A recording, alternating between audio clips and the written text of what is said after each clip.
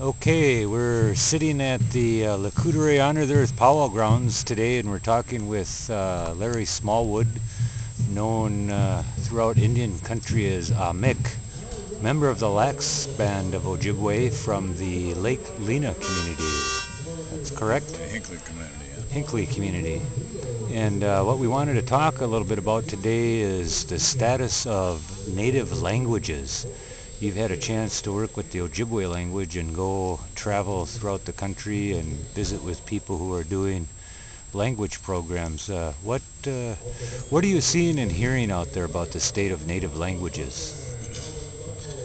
Well, a lot of our languages are being lost, not only in Ojibwe country, but also other tribes. But they've been teaching languages now since I can remember back in the 70s, trying to teach language programs that wasn't working. They weren't working for some reason or other. And the latest thing now is immersion. And I truly believe immersion is the way to go when you're totally immersed in the language. And, all day you tend to learn it. I was in an immersion classroom myself for 8 years. When I went to school, when I started school, I wasn't very knowledgeable in the English language, but I went to an all-white school, Christian community, and I was the only native student in there. So when the first grade started, everything was in English, and I was immersed in that setting for 6 hours a day all through the school year.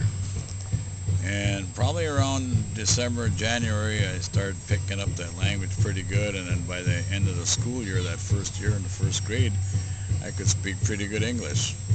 So, in a sense, I was immersed in the English language. So it works in the Anishinaabe language too, and other tribes.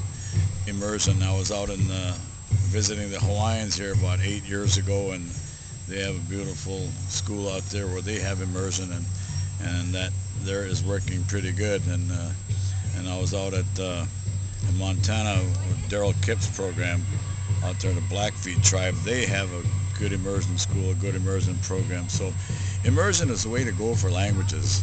And I notice a lot of our young people are picking up the language, are learning the language now, and these people are really doing good at it, and they're realizing the importance of the language because it is the backbone of our culture and our ways of life as Anishinaabe people, whether we be Ho-Chunk, Menominee, Ojibwe, Lakota, Dakota, or whatever.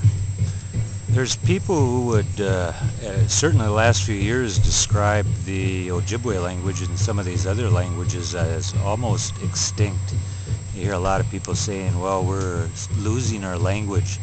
Is your impression that maybe that has, there's a threshold that we've gotten to where things are beginning to pick up a little bit again from where they were going a few years ago? I think so.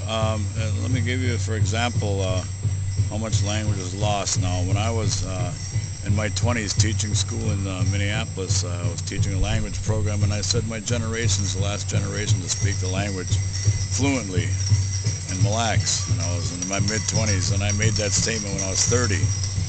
And when I turned 40 years old, teaching up at University of Minnesota in Duluth, I made that same statement. My generation is the last generation to speak the language fluently, and I was 40. And then when I turned 50, teaching at the Leech Lake Community College up in Cass Lake, when I turned 50, I made that same statement. My generation is the last generation to speak the language fluently in Mille Lacs. And now just this winter, I turned 60, and I'm saying the same thing. I hope I don't be saying that when I'm 70 years old. But there are a lot of programs coming up, and they're trying a lot of different things. Now they're finally realizing that we need the language for our spirituality, for our ceremonies. Whatever we do as an Anishinaabe people, we need that language. Not only it's nice to know, but for our ceremonies and our spirituality.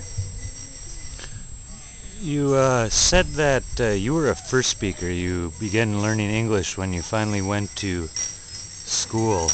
What do you find about the Ojibwe language or other native languages that differentiates it from English? Is there things that can be said and done and like pictures drawn in the mind that are different than the way that the English language works? Our language is descriptive. It's a descriptive language. When you go out, when you're teaching a person the language, you have to show him things, different things that you're going to be using. For example, that car that's sitting behind us, you want to tell them how to change that tire. There's names for the tire. There's names for the bolts that are on the tire. There's names for a jack. There's names for a jack handle. There's names for the crossbar. All those things are descriptive language that you have to use. You have to learn all that. And it's kind of difficult, where in English it's not. I think in the Ojibwe language there's much more animate type of things that are described. There's a lot of animate and inanimate things in our language. For example, that tire on that van is animate. For what reason, we don't know. All animals, of course, living things are animate. And then there are things that are living that aren't animate. So it's kind of complicated. It's hard to explain. You'd have to go back to some of the stories or the root of the You probably word. would have to, right.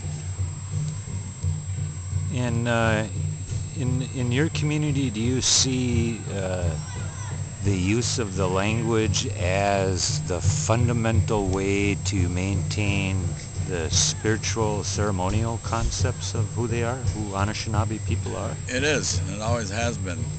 Like I said, the language is a backbone of our existence.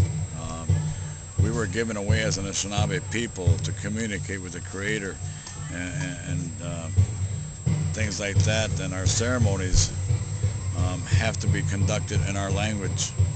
We can't have our drum ceremonies in English. We can't do our sweats in English. We can't do our midday ceremonies in English.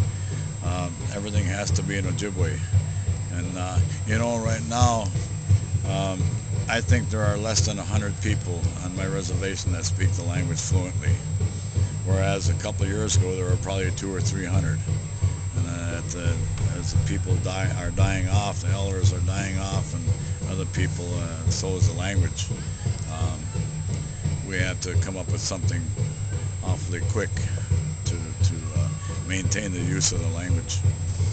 A short message in the Ojibwe language for people to give them some encouragement?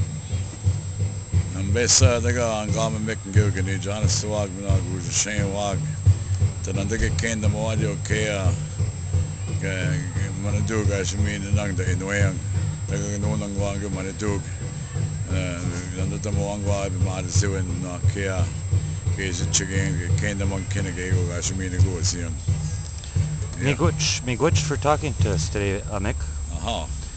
This is Paul Demain for News from Indian Country Reporting.